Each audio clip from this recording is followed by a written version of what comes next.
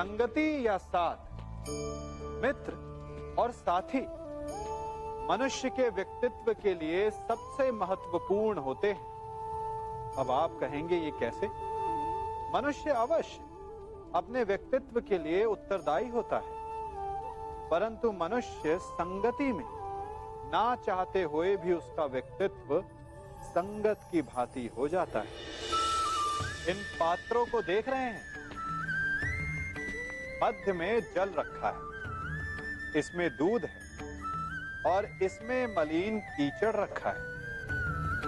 यदि मैं इस जल को इस दूध में मिलाता हूं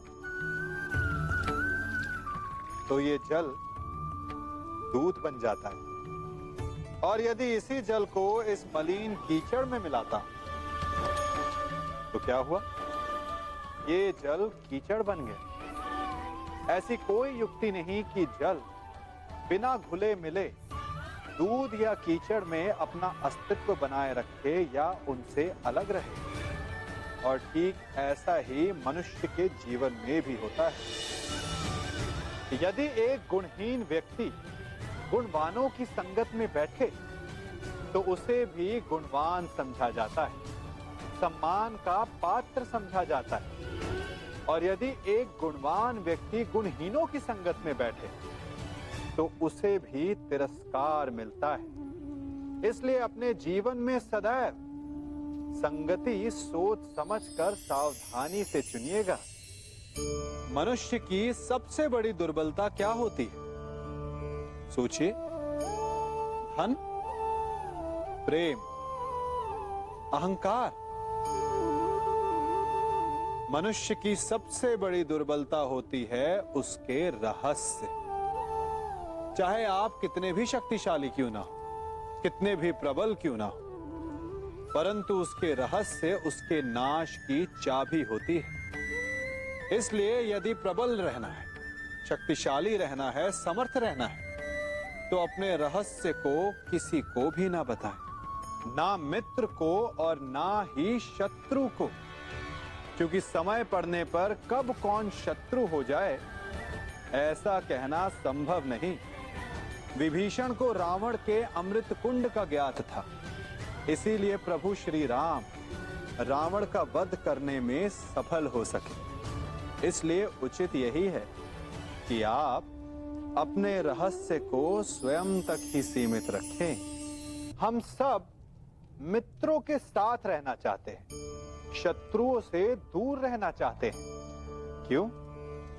क्योंकि हमें जीवन में आनंद पाना है, जीवन में आगे बढ़ना है, स्वयं को संपन्न देखना है। और यदि किसी से भी आप पूछेंगे कि जीवन में सफलता पाने के लिए सबसे अधिक आवश्यकता किसकी होती है, तो हर एक आपको लगभग एक ही उत्तर देगा। सफलता प्राप्त करने के लिए आपको सच्चे मित्रों की आवश्यकता होती है। परंतु यदि आपको और अधिक सफल होना है तो आपको केवल मित्रों की नहीं, शत्रु की अधिक आवश्यकता है। अब आप कहेंगे ये मैंने कैसी बात कर दी? तनिक स्वयं सोचिए। जब भी संकट आता है तो मित्र क्या करते हैं? आपकी सहायता करने के लिए आपके साथ खड़े हो जाते हैं, और संकट के समय में शत्रु और बड़ा संकट बनकर हमारे समक्ष खड़े हो जाते हैं। मित्र हमें सहायता देते हैं, अपनी शक्ति देते हैं, परंतु शत्रु आपके भीतर छिपी शक्ति को बाहर लाता है, आपको और अधिक बलवान बनाता है। मनुष्य का मन बड़ा विचित्र होता है, कल्पना में ही विकास करता है, संपन्न भविष्य का स्वप्न देखता है, और कल्पना में ही जो नहीं हुआ उससे भय खाता है। और यही भय मनुष्य का सबसे बड़ा शत्रु है। हमारे भविष्य के मार्ग में, हमारे आनंद के मार्ग में सबसे बड़ी बाधा है। अब आप लोग मुझसे पूछेंगे कि इसका तोड़ क्या है, भय से मुक्ति कैसी पाई जाए? तो ये प्रश्न आप स्वयं से पूछिए, तनिक सोचिए। जब आप एक सुंदर भविष्य की कामना करते हैं तो उसे पाने के लिए आप परिश्रम करते हैं ना। ठीक उसी प्रकार भय से मुक्ति पाने के लिए आप उससे लड़ जाएं और उसका निवारण आपको स्वतः ही मिल जाएगा। इसलिए जब भी भय आपको सताए तो उससे भागे नहीं, उससे घबराए नहीं, क्योंकि भय का काम ही होता है आपको भयभीत करना। इसलिए जब भी भय आप पर आक्रमण करे तो आप भी उस पर पहले ही आक्रमण कर दें। प्रकृति को इस संसार की सबसे अनूठी देन है। वो महासागर में भी मिलता है और मीठे तालाब में भी। वो पवित्र गंगा में भी होता है और दुर्गंध आती नाली में भी। हम तालाब और नदी को सम्मान इसलिए देते हैं क्योंकि उसका मीठा जल हमारी प्यास बुझाता है, परंतु सागर का जल पीने योग्य नहीं होता। इसीलिए कभी कभी हम उसे उतना महत्व नहीं देते और नाली के जल को हम हे दृष्टि से देखते हैं। तो क्या ये उचित है?